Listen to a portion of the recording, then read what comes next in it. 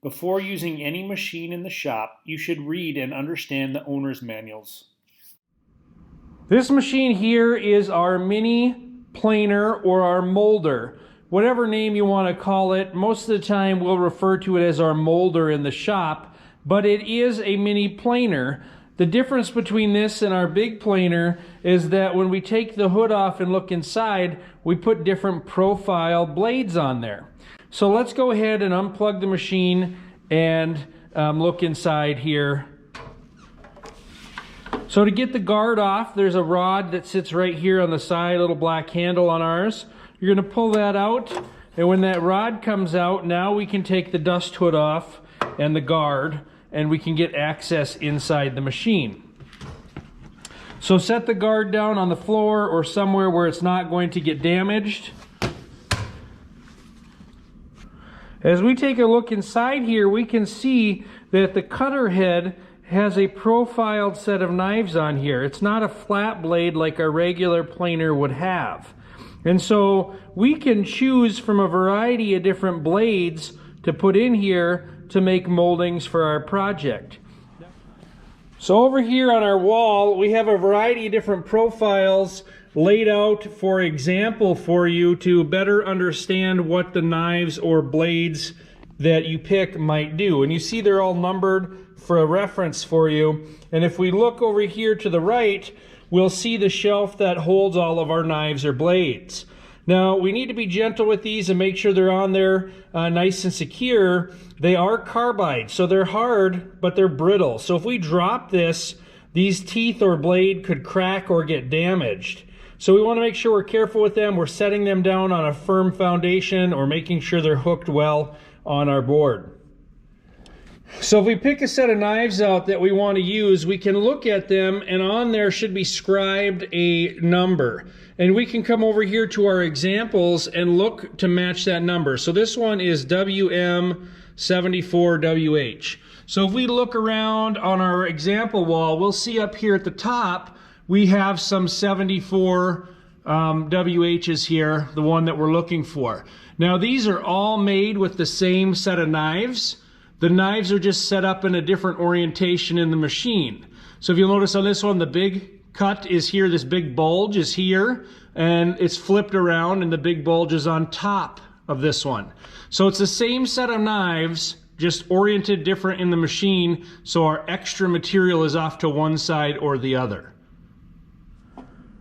So when we're ready to change out the knives, we're going to use our wrench here. We're going to get onto these little bolts and undo them. We're going to take the set of blades out. You could do one at a time so you can check the orientation as you put it in.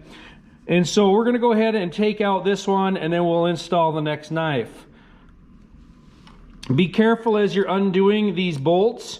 It tends to unlock and slip, and your hands a lot of times will hit the sharp surface, and you could break some knuckles open or break some skin open. So be careful as you're tightening and loosening that your wrench doesn't slip out of there and that you hit the side of the machine. So go ahead and loosen those bolts here.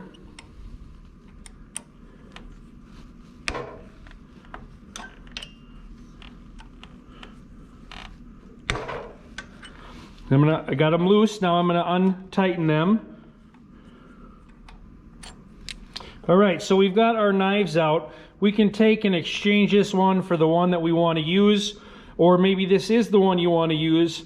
Remember, we should never assume that a machine is set up for what we need. So even if someone has this blade installed and we want to use it, we should check the orientation, make sure everything's lined up and our fences are lined up and all that.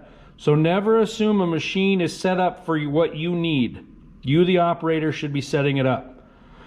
So now we've got our knife we're going to put back in there.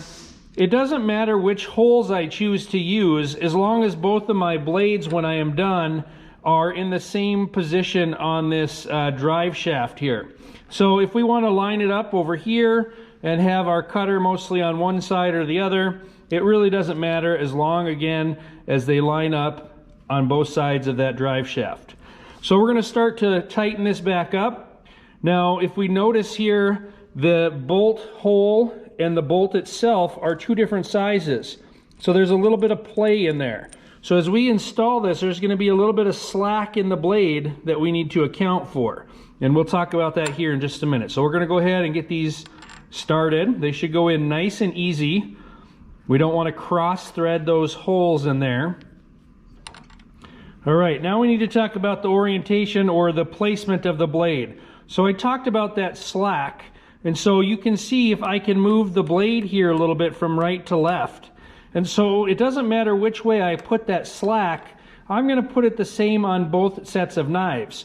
So if I want to do it to the right, then that's fine, or to the left, it doesn't matter. We're just going to tighten them up so they're both the same. That way the blades line up perfectly and they're not an offset. So we're going to go ahead and tighten that up. The other thing we want to look for is that this blade is sitting tight against this ridge or ledge here. So if we zoom in and take a look, this bit should be sitting right tight against this lip. It looks pretty good from this point. What we don't want is there to be a gap where that blade is not touching this, this lip here, because then it's not going to be oriented right. The setup is not going to be correct. So make sure it's down tight against this lip and there's no gap. And then push your slack one way or the other. And then go ahead and tighten up the bolts. Just getting them snug there. Now I'm going to verify that it's still tight along that ledge, and I am going to tighten them up.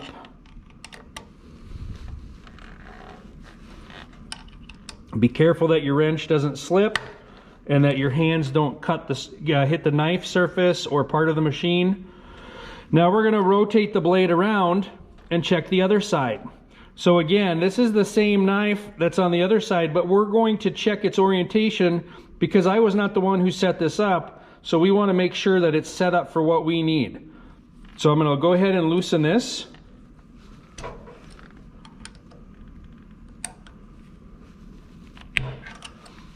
And then I'm going to use my wrench here to unscrew those bolts.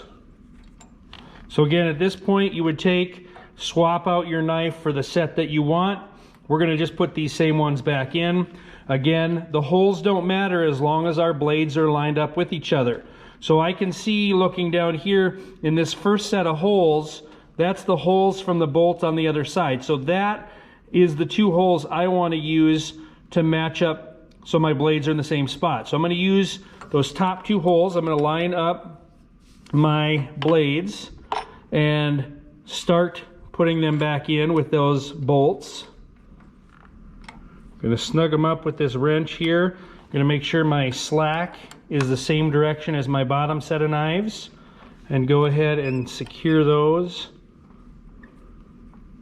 Again, I'm making sure I'm tight against that bottom lip of that machine there, and I'm going to tighten those up.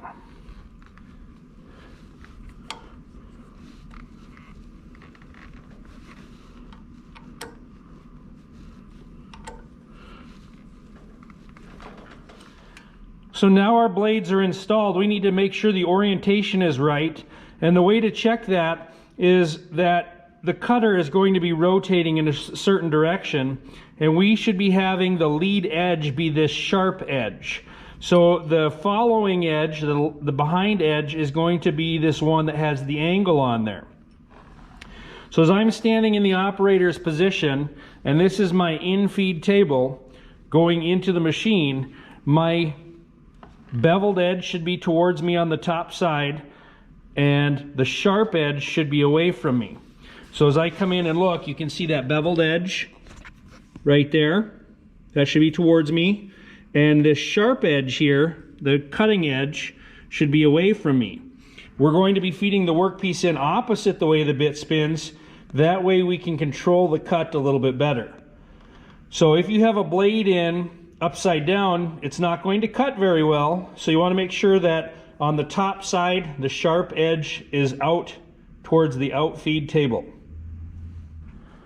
So now that we have our knives installed, we need to get our fences set correctly for our blade. So we're going to first loosen the handle over here. There's a T-handle. You're going to loosen that, and we're going to raise the head of the machine up so we can fit our board underneath. Right now our board will not fit underneath here because there's drive rollers that hang lower than our workpiece. So if you get down here and look, those drive rollers are not going to allow our board to get past there. I need to loosen the handle over here, the T-handle, and then we can raise up the head here. And once we're high enough to get our board in there, we should be able to just slip the board under the table and it would fit. So this is the board we're going to use. Now I've done some prep work to this board. I have jointed it through the joiner and got a nice straight edge. I took it to the table saw and cut it so that the two sides are parallel to each other. And then I took it to the wide belt sander and sanded both surfaces. I feel like when I sand the faces of the board, it sits a lot against the project a little bit better when we're all done. We can't sand once we have built the trim, so we need to sand the backside prior to running it through here. So we've gotten this board all prepped and ready to go. When we're talking about our board, typically we want our board to be at least 1 inch wider than the knives we choose. So we're building a 3-inch trim for our projects. Typically, it could be bigger or smaller, but typically standard size 3 inches. We will need to make our board a little wider depending on the board or the blades we use. So we have to leave room so that the machine can hold on to the workpiece. If my workpiece is the exact same size as the cutters here, I don't have very much material for the machine to hold on to, and it's going to vibrate around and not have a smooth cut. So we want our blade to be about 1 inch smaller than our board. That means on some of our big blades, like this big one here, we would need a much wider board than for the smaller ones, because I got to have room for the machine to hold on to. So I'm going to slide my board underneath the machine, and I'm going to kind of line that up to the edge of my cutter. Now, it's going to depend on what you want this profile to look like when you're done. If you want the extra material on one side, if you want the blades cutting right in the middle, or if you want them all the way on the other side. So for today, I'm going to line this up so I am right on the edge of my board.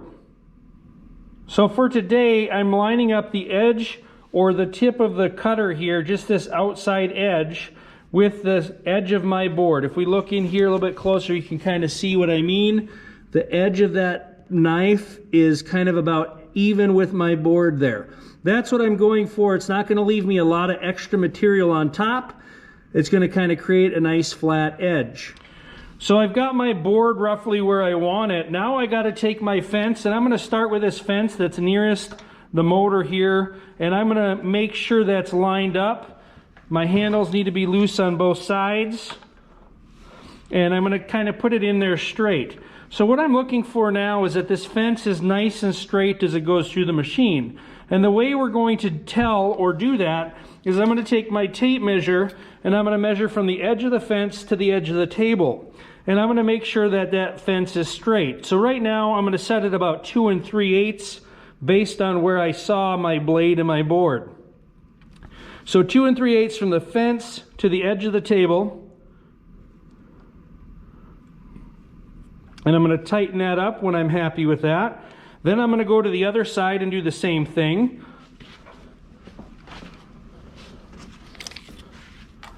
So I'm going to make sure we're 2 3/8 from this edge of the table. And secure that.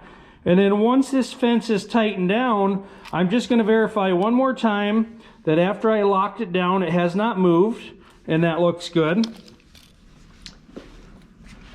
And then I'm going to come to this side and make sure that nothing moved when I locked it down, and that looks good. So my fence should be straight through the machine based on the edge of the table. Now this other fence, if we take a look at it, kind of has a radius shape. I'll pull it out here for you to see. It's bigger in the middle. It's got this cut in there that allows it to spring tight into the next piece. So this fence is going to put pressure on the board to stay tight against this fence. So this fence orientation doesn't matter a whole lot as long as it's putting pressure on the board. So let me put this handle back in and we'll get that secure. All right, to set this fence now, I'm going to just push it up tight against my board here, and it's got that springing action in there. And so I'm going to get this side kind of tight, not much of a gap there. I'm going to go to the other side and do the same thing. This time I'm going to have to push in a little bit harder because that springing action is pushing. As I push this closer, you can see this gap in here close up in the board. And so that's what's putting the pressure on the board to the other fence. Now that our fences are set, our blades are set correctly, we're going to put the guard and dust hood back on and secure that in place. So when I take the guard here, I'm going to just gently set it down. I don't want to whack those blades that are in there. And I'm going to have to just kind of wiggle it a little bit, and it will seat down tight against the machine.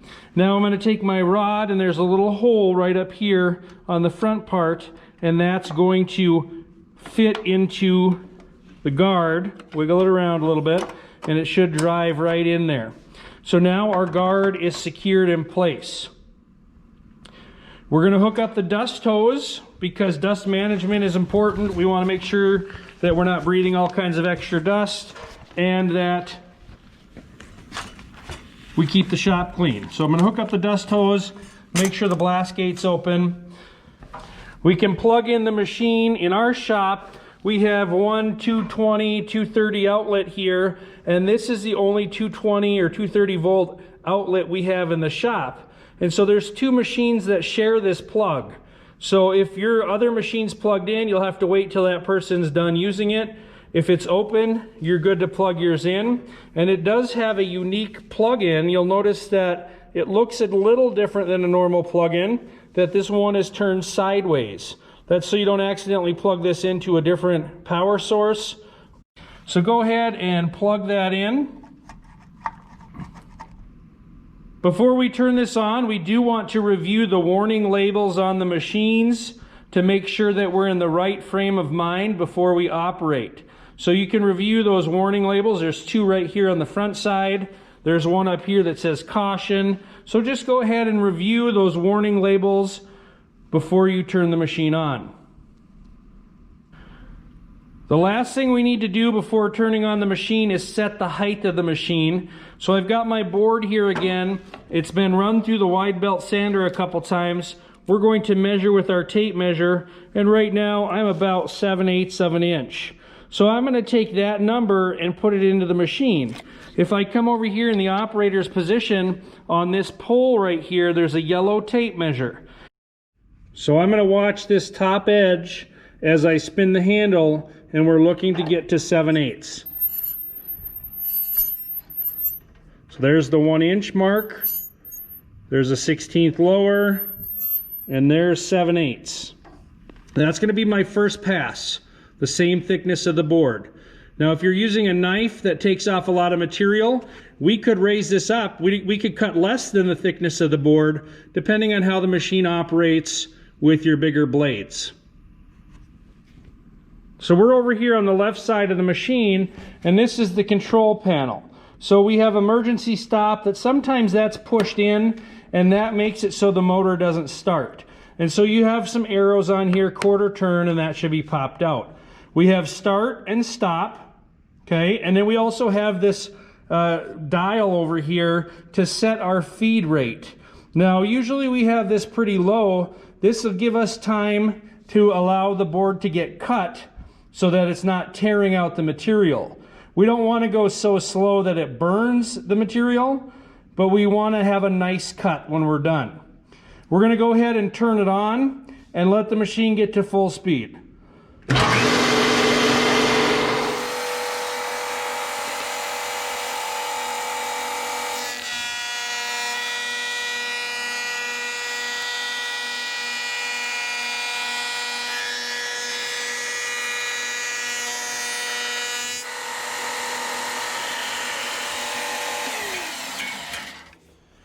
So as we're pushing that in, I'm kind of supporting the material, making sure it's pushed down tight.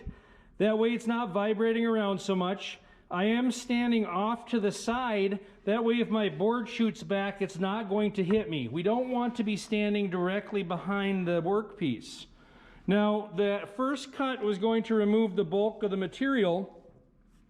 The next couple cuts are going to give us a finish cut and kind of clean this up. Now, we can tell that we're not cut deep enough yet because this should be a radius here, and it's a flat spot right here. It should be nice and curved and round, which it is not. So we need to run this a couple more times. We're going to drop it 1/16 of an inch and run it again. Now, if this is your project, you want to do the same thing to all your trim pieces. So you would have all 3 or 4, depending on how many sides you're trimming out, you would have all those pieces ready and you'd make them at the same time. That way the thicknesses all end up the same, the amount of material on each side ends up the same. It's so critical that they're the same that typically what I would do if this was my project, I would remake all 3 if I messed one up. So I'm overcutting my miters on there. Maybe you cut one too short. I would make 3 brand new ones rather than trying to match up one piece to the 2 that you already have. It's sometimes easier just to make 3 brand new ones. It's not very much wood for this short little piece, depending on how long your project is. So I'm going to lower it 1/16 of an inch, watching this ruler. Tighten the handle back up and then turn the machine back on.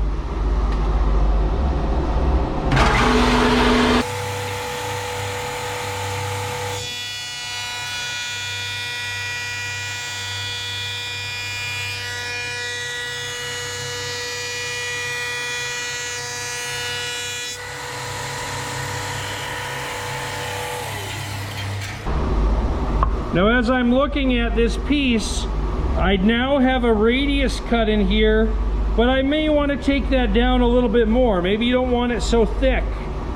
There is a line that will appear here on the edge of the knife, and maybe you want that line to be more prominent.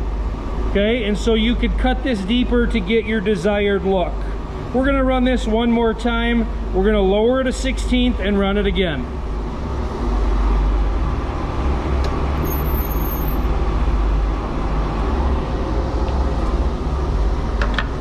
Each time the board comes out, we need to pay attention to its orientation so that the next pass gets put in the right way.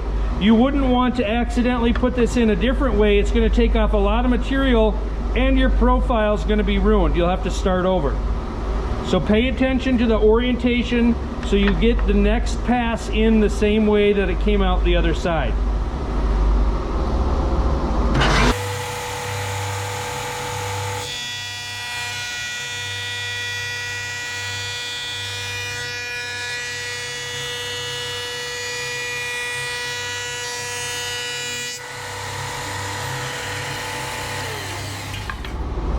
So at this point, I think we're done. We've got a nice radius. You can see that line is now more prominent in our trim piece. If you want to go a little bit more, it doesn't hurt to lower it. The only thing is we don't want the knives to be so low that they cut into the tabletop.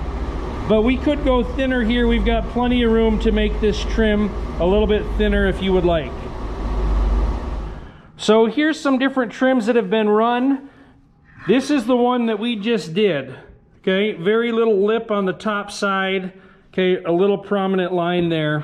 Now if we take a look at one of these other ones that was done at a different time, you can see that lip's even bigger. And then this one here that was done earlier has even a bigger lip on there that definitely needs to be cut off. So this is why you want to run all of your pieces at the same time, because you don't want to come up or end up with several pieces that all have a different look to them because the machine was set different for each pass. Now these were left big. If you remember, we cut these about 4 inches wide. That leaves us a little bit of room for the machine to hold on to while we're running it through. So now what we would do is we would go to the table saw and we would cut this board down to size, to the 3 inches. And we would determine where we want to cut off the excess material. Maybe you want to cut off this lip right here. Maybe you want to leave that flat spot though. So you would cut the table on the table saw, cut all 3 pieces or 4 pieces at that spot, and then flip the board around and take off the excess amount that you want from the other side. So you're getting these cut down to your finished size, Now, and what you do to one, you have to do to all 3 or 4, depending on how many sides you're trimming out. Just like our other machines in the shop, we never want to assume that this machine is set for what we need. We don't want to assume just because a student ran it before you that they knew that they set it up correctly, or that they're doing the exact same application that you are doing. So you, the operator, need to set the machine up each time that it gets used so it's set up to your specifications. So we're back here in the operator's position. As we're feeding our boards through, we want to be careful that we're not standing in line with the machine, because if it's going to shoot pieces back, they're going to shoot back towards us, and we don't want to get hit by any work pieces. Also, when you're feeding your work pieces into the machine, you want to make sure your hands are clear from the feed rollers on top. You never want to put your hands underneath the machine. And you want to make sure your fingers are not underneath the work piece, because it's going to just push that down tight to the table and drag your piece in. So if your fingers are pinched underneath there, it's going to pinch them down and could possibly drag your hand towards the cutter.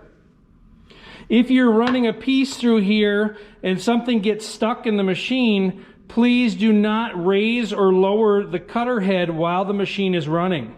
You want to do those adjustments while the machine's off. So if your board is stuck in there, you need to turn the machine off, wait for it to come to a complete stop before trying to remove that piece. If you try to raise the cutter head up while the board is stuck, it could very easily shoot out the backside of the machine. If you have a long board, something that's 6-8 feet long because you're building a big project, you could have somebody help support your material. So maybe you're the operator and you're over here holding this really long board and pushing it through. Somebody could be on the other side catching. So as the person is catching the material as it's coming out of the machine, that person is literally just supporting the material. We're not pulling, we're not forcing anything, we're just supporting it so it doesn't fall and hit the ground, and so it doesn't start to bow and put pressure on the backside as it's coming through. You're keeping it nice and even and supporting it. If you have any questions on how to use the molder or any other machine in the shop, please talk to your instructor so we can get your questions and concerns answered so you feel comfortable and safe using these machines.